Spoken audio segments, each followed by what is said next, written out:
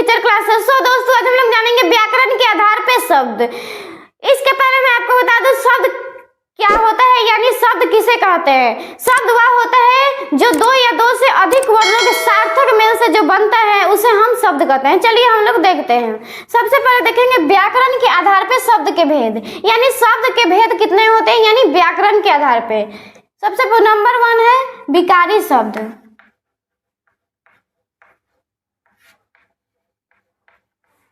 विकारी शब्द को हम व्यय शब्द भी कहते हैं।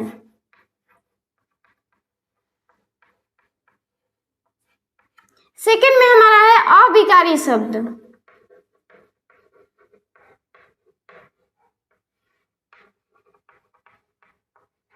इसे हम अव्यय शब्द भी कहते हैं।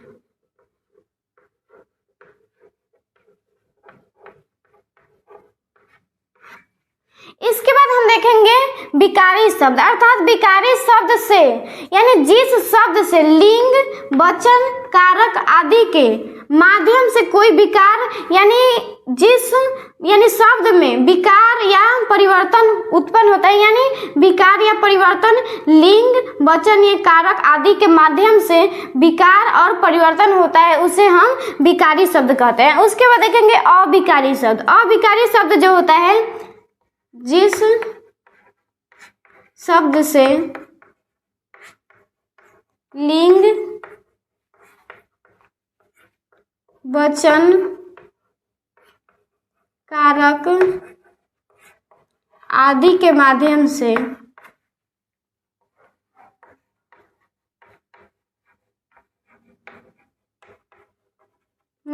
कोई विकार उत्पन्न न होता है।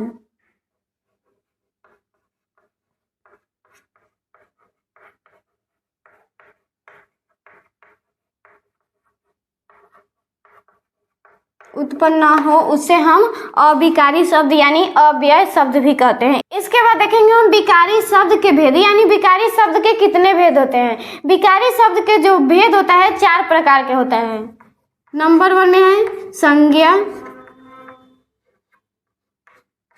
सेकंड में है हमारा सर्वनाम,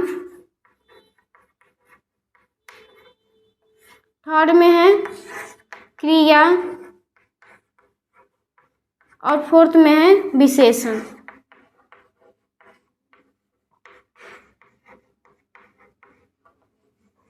इसके बाद हम देखेंगे संज्ञा, यानी संज्ञा का जो शाब्दिक अर्थ होता है नाम, यानी संज्ञा किसे कहते हैं। जिस संज्ञा शब्द से किसी व्यक्ति, वस्तु, स्थान या जानवर का नाम इत्यादि का बोध हो उसे हम संज्ञा कहते हैं। एग्जाम्पल में हमारा हो जाएगा गाय, चिड़िया, बैल, पटना etc। उसके बाद हम देखेंगे सर्वनाम, यानी सर्वनाम जो होता है संज्ञा के बदले में जो प्रयुक्त होता है उसे हम सर्वनाम कहते हैं। यानी संज्ञा के बदले में जो, यानी संज्ञा के स्थान पे जो सर्वनाम इसके बाद हम देखेंगे सर्वनाम, यानी संज्ञा के बदले में, यानी संज्ञा के स्थान पर जो शब्द आता है उसे हम सर्वनाम कहते हैं। एग्जाम्पल में हमारा हो जाएगा मैं, वह, वे लोग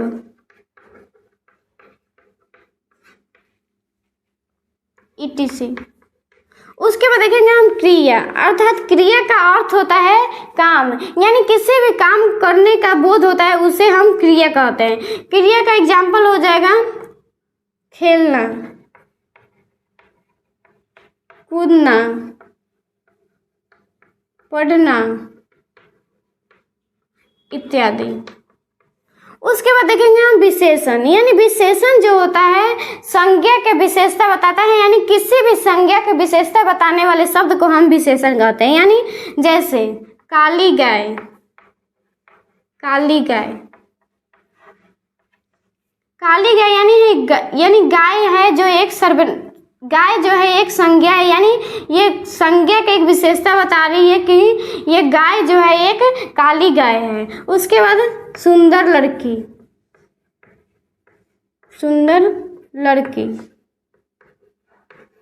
यानी ये लड़की जो है एक संज्ञा है और ये संज्ञा की विशेषता बता रहा है सुंदर, अर्थात ये लड़की की विशेषता बता रहा है कि ये लड़की सुंदर है etc। इसके बाद हम देखेंगे अविकारी शब्द के भेद, यानी अविकारी शब्द के कितने भेद होते हैं। अविकारी शब्द के 4 भेद होते हैं। क्रिया विशेषण,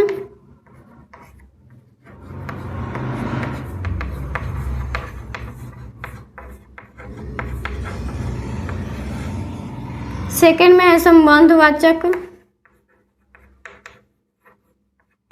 संबंधवाचक अव्यय,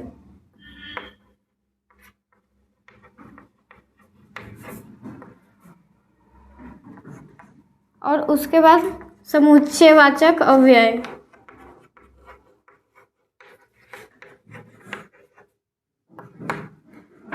उसके बाद है विस्मयादि बोधक अवयव, विस्मयादि बोधक अवयव।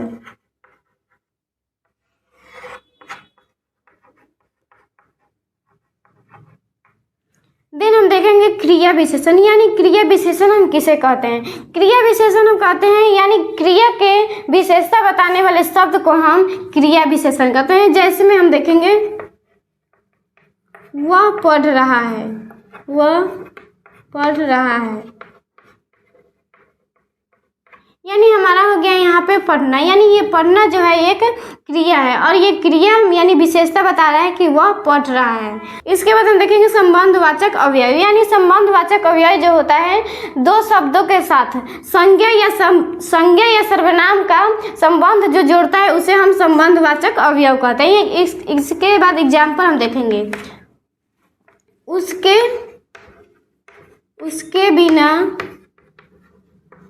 उसके बिना नहीं रहा जाता है, नहीं रहा जाता है, अर्थात यहाँ पे हो गया उसके, यानी उसके जो हो गया एक सर्वनाम हो गया और यहाँ पे बिना जो हो गया यानी ये हो गया संबंध, यानी ये संबंध को जोड़ रहा है कि उसके बिना नहीं रहा जाता है। उसके बाद देखेंगे समुच्चयवाचक अव्यय, यानी समुच्चयवाचक अव्यय जो होता है ये दो वाक्यांशों या दो वाक्य को जोड़ने का काम करता है, उसे हम समुच्चयवाचक अव्यय कहते हैं। एग्जाम्पल में हमारा आ जाएगा और, तथा, लेकिन etc।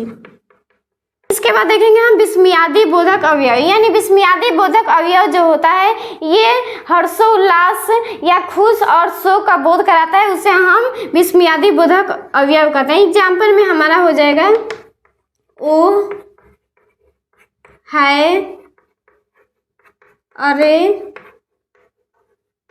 ओ जी, वाह etc। प्लीज वीडियो को लाइक करें और ऐसे ही वीडियो के लिए चैनल को सब्सक्राइब करें। Thank you.